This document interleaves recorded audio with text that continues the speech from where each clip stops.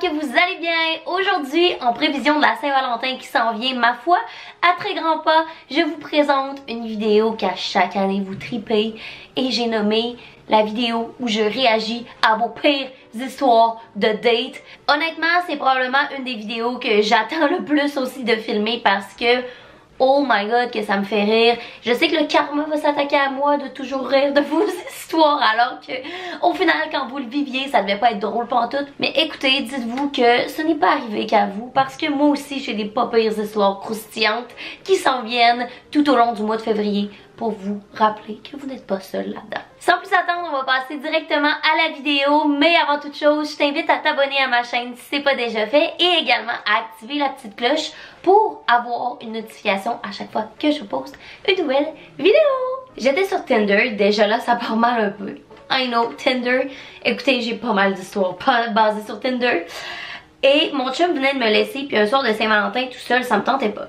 J'ai match avec un beau gars qui habitait vraiment proche de chez nous, fait qu'on a décidé d'aller souper au Shaker 5 fois. Dans ma tête, c'est une grosse soirée en vue. Après une coupe de verre, on colle un taxi puis on va chez nous. Le gars était bien gentil puis il avait de l'air bien normal. On était les deux vraiment sous, donc on a commencé à faire ce qu'on avait à faire. Je comprends, merci de l'avoir censuré.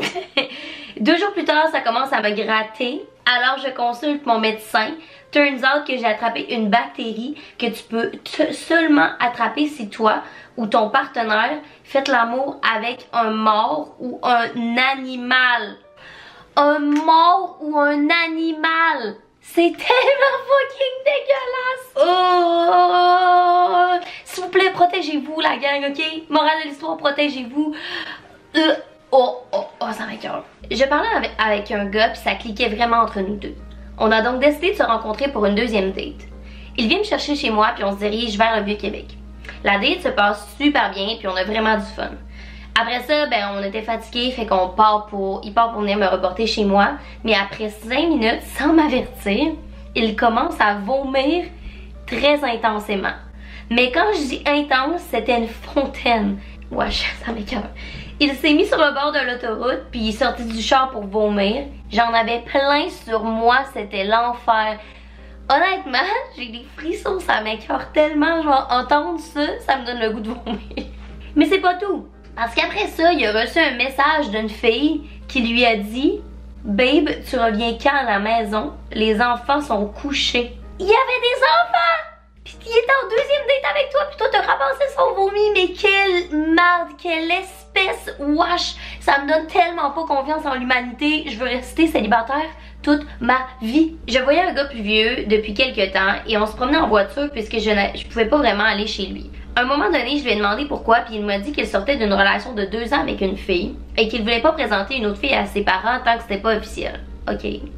C'est là que j'ai compris qu'il habitait encore avec ses parents, mais je me dis sans aucun jugement, c'est pas grave, il doit avoir une bonne relation avec eux ou whatever. En effet. Un soir, je voulais vraiment aller chez lui parce que des rides de char, tu fais le tour vite, on s'entend. En effet, moi si ça fait 6 dates que tu m'amènes dans des rides de char, honnêtement, être la blonde de garde-robe ou la blonde de ride de char, ça m'intéresse pas. Merci, bonsoir. Attention, il m'a fait rentrer par la fenêtre de sa chambre parce que ses parents étaient encore réveillés. Mais wesh, à quel point ça te fait sentir comme un déchet ambulant. Urk. J'avais terriblement envie de pipi, mais je pouvais pas y aller parce que les toilettes étaient en haut. Ben voyons donc, c'est une fucking joke.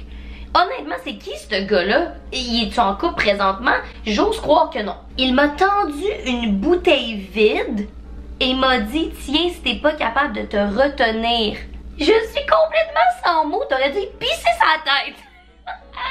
On s'est jamais revus, je comprends. Sérieux, ciao bye Noël, toi là. On avait 18 ans, on était un nouveau couple et on avait couché ensemble quelques fois seulement.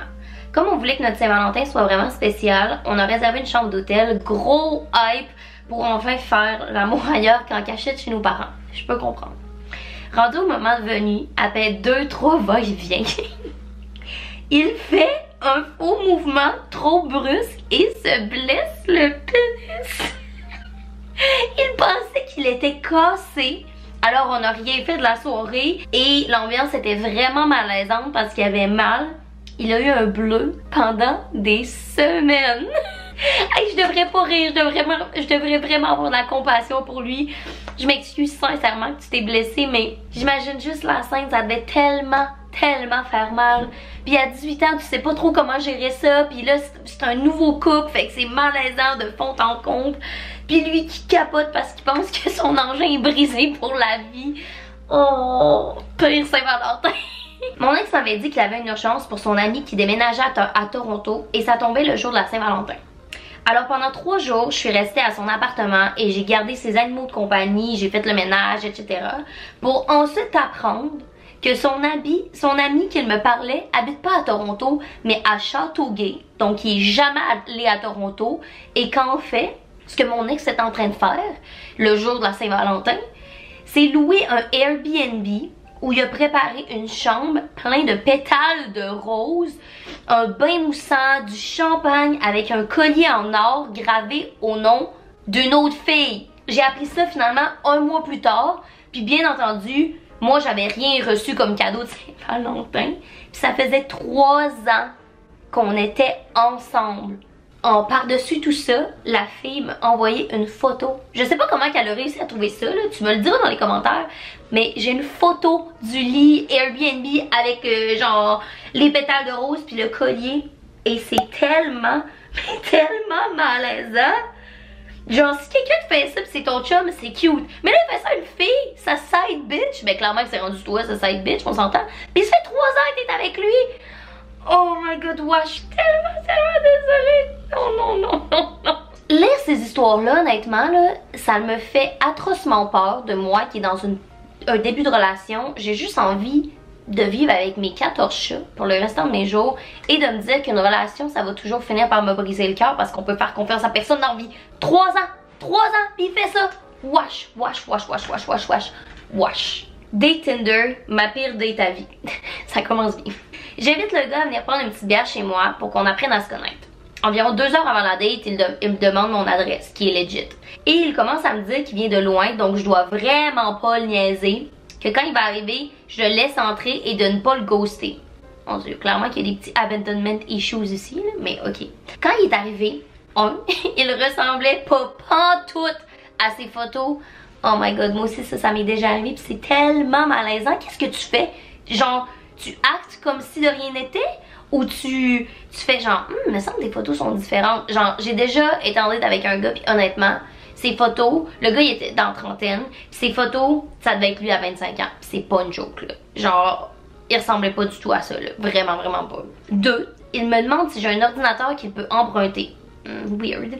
Un peu intriguée, je lui prête mon Mac en comprenant pas trop pourquoi. On se met à parler un peu, puis il va se coucher bien peinard dans mon lit, which is weird encore une fois, genre tu m'invites chez vous, je vais pas aller me coucher dans ton lit si c'est notre première date là.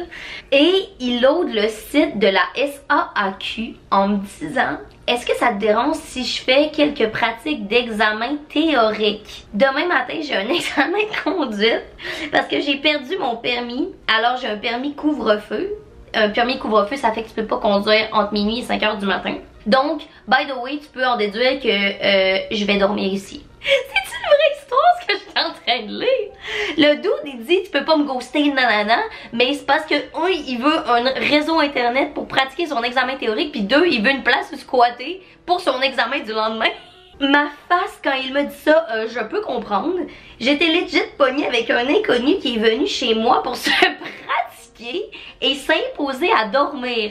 Eh bien, ça a fini qu'elle s'est endormie dans mon lit et moi, je me suis poussée sur le divan à 5 h AM. Je suis allée le réveiller pour lui dire de crisser son camp. Autre question qui me vient par la tête, est-ce qu'il a passé son examen finalement? Mon ex m'a laissé un 14 février sur un catamaran en République. Ça, c'est comme doublement, tu ne peux pas t'enfuir. T'es sur un catamaran, donc dans l'eau. Faut que tu retournes sur la terre ferme éventuellement. Deuxièmement, t'es en fucking République avec lui, j'assume. J'assume que vous avez pas pris 2 voyages différents. Hey, ça a pas dû être un nice voyage pour la suite des choses, là. Je m'excuse tellement.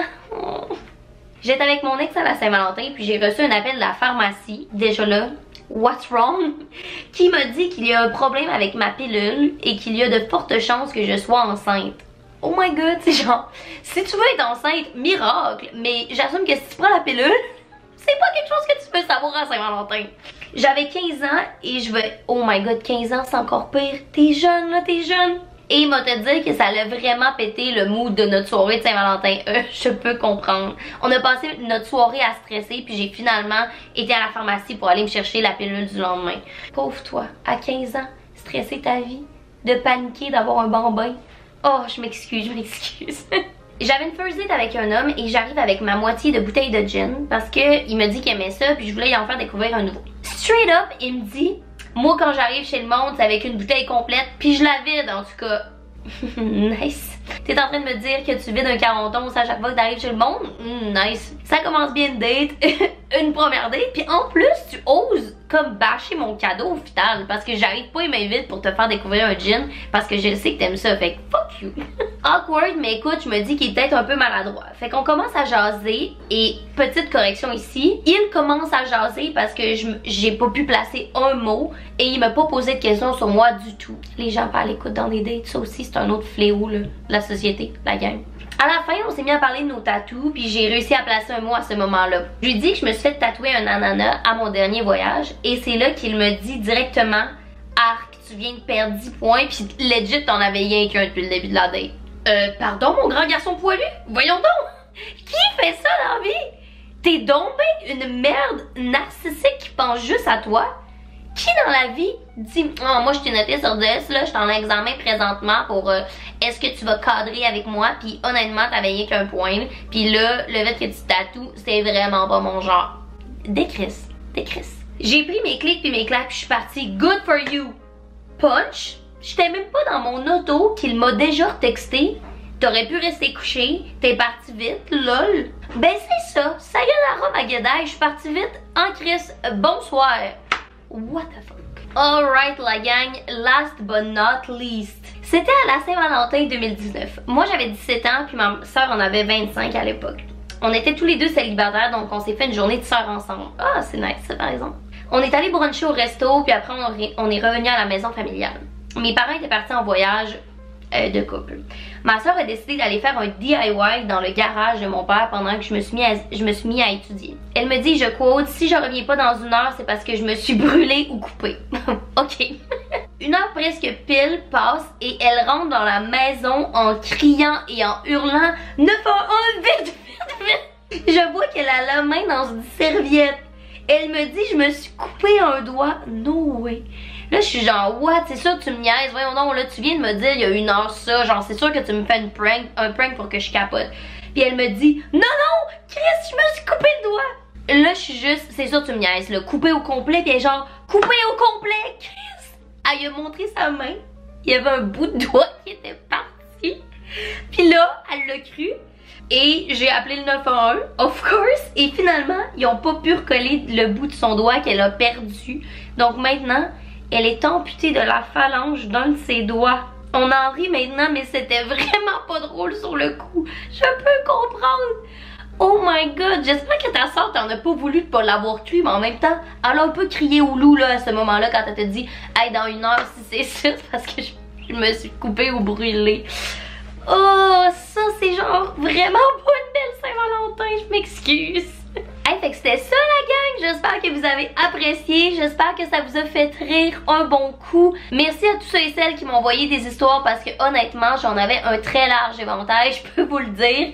Je sais pas si je trouve ça triste au final qu'il y a autant de gens qui me suivent que la Saint-Valentin pour eux c'est signe de désespoir et catastrophe. Mais garde au moins, vaut mieux en rire qu'en pleurer. Sur ce, n'hésitez pas à laisser un thumbs up à la vidéo, à vous abonner à ma chaîne si c'est pas déjà fait et on se revoit très bientôt pour une autre vidéo spéciale Saint-Valentin où moi, vais me mettre devant vous pour vous raconter une de mes pires dates à vie, si c'est pas la pire. Ok, bye, à bientôt!